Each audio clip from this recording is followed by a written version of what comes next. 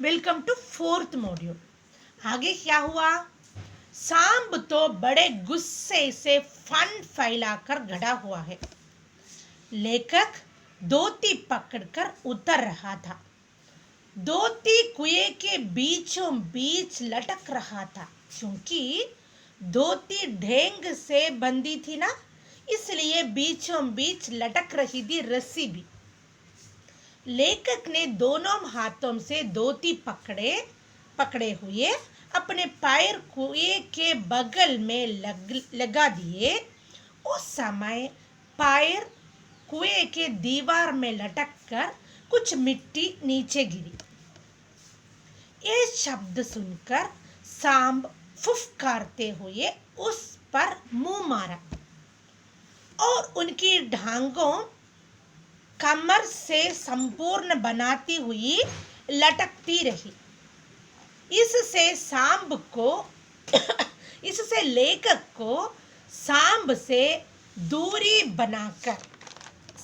कुछ दूरी बनाकर कुएं के परिधि पर उतरने का ढंग मालूम हो गया।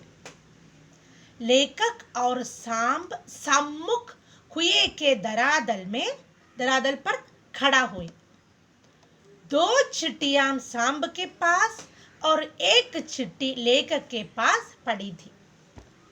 अभी तक सांब लेखक पर हमला नहीं किया था, इसलिए लेखक भी ठंडा से सांब के फन पर मारने की प्रयास नहीं किया।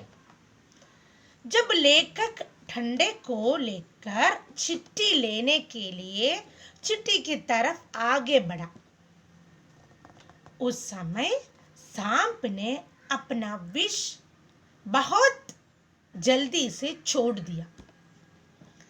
ये तो ठंडे पर लगा। ठंडा तो लेखक के हाथ से छूट लिया। उस समय ऊपर खड़े छोटे भाई को लगा कि अपने भाई का काम तो खत्म हो गया। ये सोचकर उसके मुंह से एक छींक निकल गया।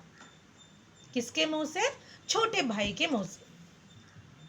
परंतु ईश्वर की कृपा से सांप का जहर तो ठंडे पर लगा हुआ था, इसलिए ईश्वर की कृपा से लेखक बच गया।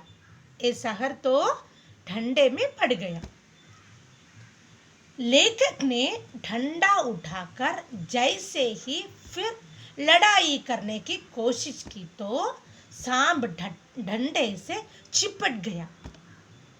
इस बार लेखक के हाथ से डंडे तो नहीं छूटा, परंतु डर से अपनी ओर खींच लिया। एक खींचने से लेखक और सांप के आसन यानी पोजीशन तो बदल गया। तो तुरंत लेखक ने चिट्ठियां उठाकर धोती के जोर में बांध दिया और तुरंत ही लेखक के छोटे भाई ने उन्हें ऊपर खींच लिया। अच्छा,